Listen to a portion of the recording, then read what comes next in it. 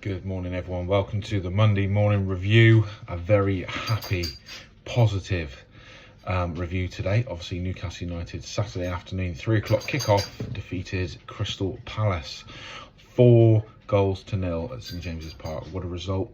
What a performance! What a team! No negatives at all. Even if you're being picky, it was a fantastic performance. No one played badly. Everyone played well. Just quickly going to go through the starting 11. It was obviously pretty much unchanged. Nick Pope in goal, Kieran Trippier right back, Fabian Schär, Jamal Lascelles and Big Dan Burn make up the four in the defence. A little bit concerned still not to see Botman even in the squad. Apparently it's going to be a couple of weeks away yet, but he's one player that is so important to the team. You can't, let's not rush him back. Let's make sure it's bob on perfect for when he's ready to return. Although Jamal Lascelles is more than making up for his absence at the moment. Three-man midfield, Joe Linton, great to see him back and starting the game.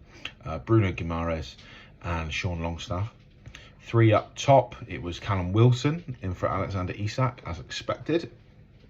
Anthony Gordon on the left wing and Jacob Murphy on the right wing. So the two notable changes were, well, three really, was Tonali drops to the bench, obviously expected after his recent,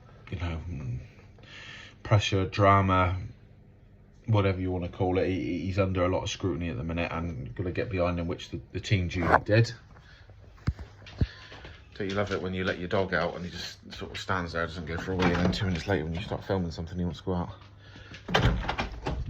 Anyway, and then Jacob Murphy was on the right wing in place of Miguel Almiron, who obviously starred for Paraguay in the international break, and Callum Wilson for Isak, as I said. Joe Linton back, good to see him. Tonali was dropped to the bench, and great to see Joe Linton back starting for the team because he's such an important player and an important option as we go forward, fighting on 4 fronts. So early start, early goal by Jacob Murphy. There's no chance that's a shot. That's a cross all day long. But it was a recurring theme of the game on Saturday was Fabian Schär pinging the ball around beautifully diagonally from left centre back position down to our right hand side, either to Trippier, Murphy or Sean Longstaff. He's always had a good passing range. He's been one of these modern centre backs, fantastic on the ball, but on Saturday it was just phenomenal to see. It was perfect. Sven Botman is good with the ball as well. Jamal Lascelles, that is not his strength, although I would say he's significantly improved with the ball at his feet. But if there's going to be one guy in the centre-back berth who's going to pick that pass as long balls, looks more confident and assured on the ball, it's going to be Fabian Schär. And he is more than making up for Sven Botman's ball-playing prowess that we're missing at the moment. But it was fantastic. It was a ball from, like I say, Fabian Schär down to Kieran Trippier, just cushioned it on the volley pass around the defender to Jacob Murphy, who sort of hooked it in. It was neither a convincing shot, and it was obviously a bit of a wayward cross. But into the net it went. It was initially called offside. They thought that Trippier was offside down on the right back position or the right wing position. Was he offside? Was he? Absolutely not. VAR, thank you very much. Goal stands. We then had somewhat of a bit of a barren period where we were knocking on the door, couldn't get that final pass or that shot right. Anthony Gordon hit the crossbar. We had a few shots sort of wayward. And then bang, bang. Back-to-back goals. Bruno, in your bed, buddy. In your bed. In your bed.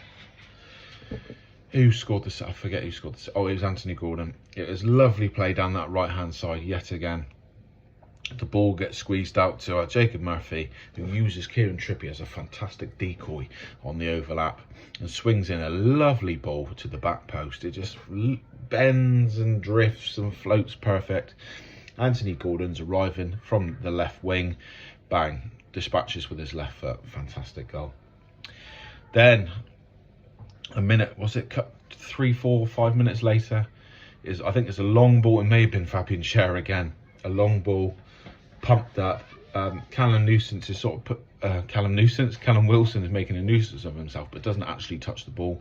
The defender is under pressure, feels like he's under pressure, goes to take a weird sort of touch. It bounces off his chest. He falls over. Sean Longstaff is following up, drifts into the box. Now, I compared Sean Longstaff to Frank Lampard on my last video when I was discussing the options about replacing Tonali, and although he's nowhere near that standard, he's starting to make those late runs into the box, and it was a fantastic finish. He really takes his time, takes a touch into the box.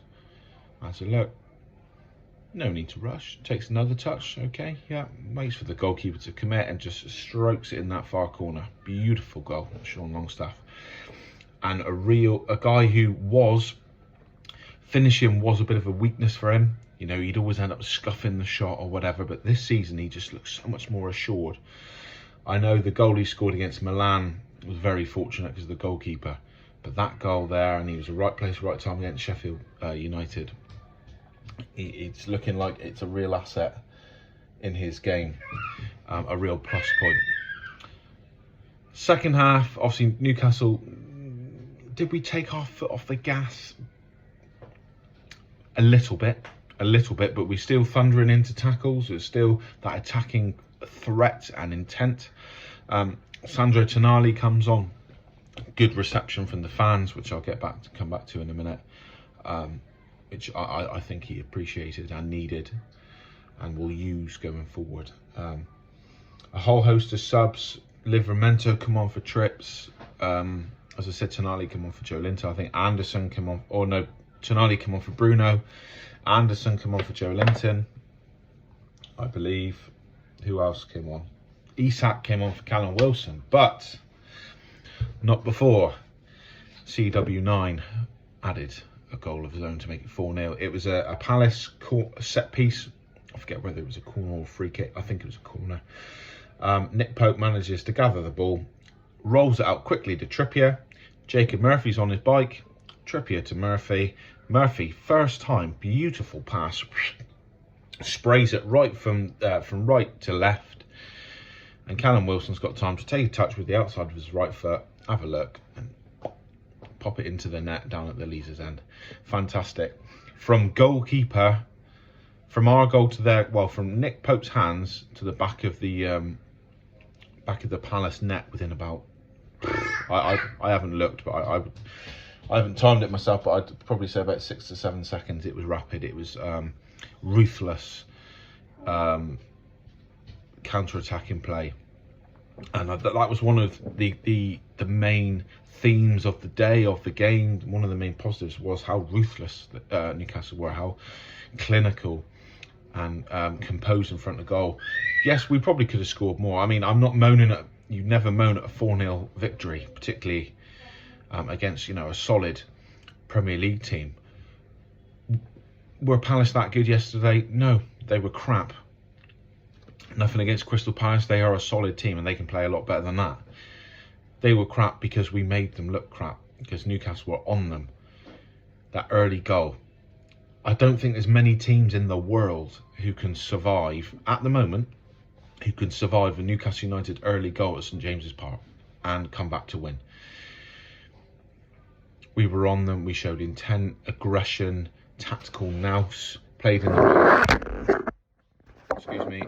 the right areas of the field. We identified early that the left wing, left back position, our right hand side, the left back position for the Palace, our right hand side was a weakness and somewhere we could exploit, so that's where the vast majority of our play went down that side. Trippier, Murphy and Sean Longstaff, as Alan Shearer identified on Match of the Day, fantastic trio partnership. They know exactly what the other's going to do. Sean's making those runs in the box to create space for the guys out wide to cross. Trippier's making runs so Murphy can cross. Murphy's coming inside, which is, it's like clockwork. It's fantastic to see. Hello girls. I'm going to leave it there. I'm going to do another video about, obviously, Bobby Charlton passing away. So I'll leave it there, but thank you for watching. Please like, comment, subscribe. Like the team.